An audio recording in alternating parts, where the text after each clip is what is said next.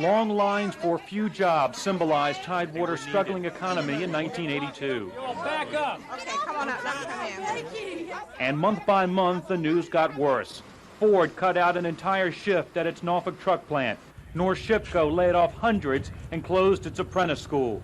Big Star Supermarkets threw in the towel. So did King's and Woolco, adding scores more to the ranks of the jobless. Their plight made worse by a cutback of Virginia Employment Commission offices. I think the facts are that I haven't done anything wrong. George Hanbury found himself out of a job too, axed as Virginia Beach city manager.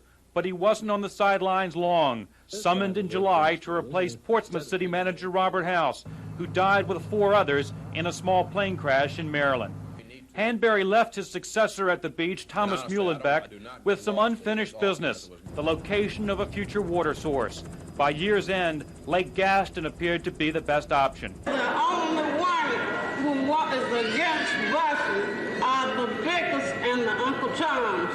The hot issue in '82 in Norfolk, crosstown busing. Most white parents clamoring for an end to it, most black parents urging restraint.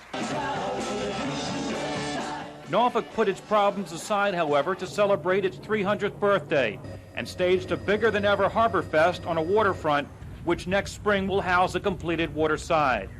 In several more springs, a 3rd tunnel will connect Norfolk and Portsmouth. In '82, work on it finally began.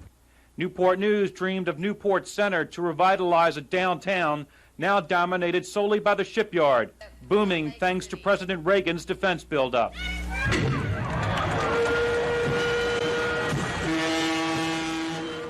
A 600-ship Navy will make these homecomings everyday events.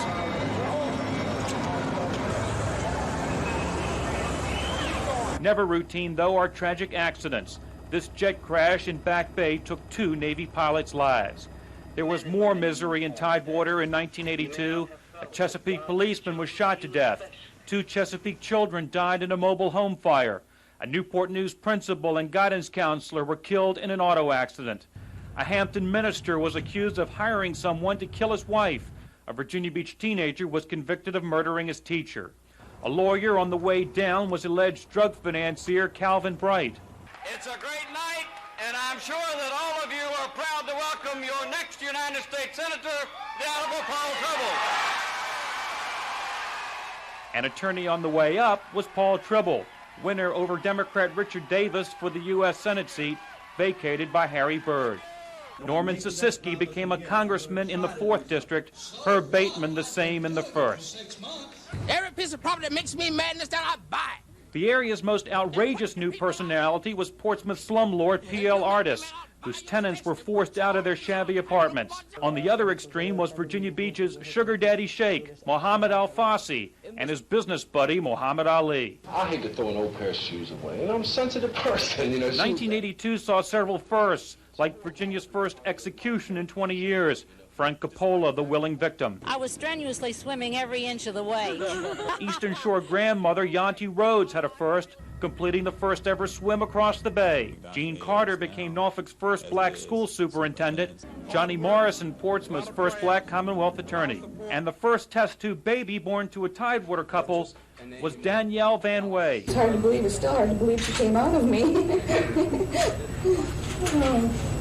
She's really a blessing. 1983 may well see Danielle speak and walk. Hopefully we'll all be alive to do the same come next New Year's Eve. This is Joel Rubin, The Daily News.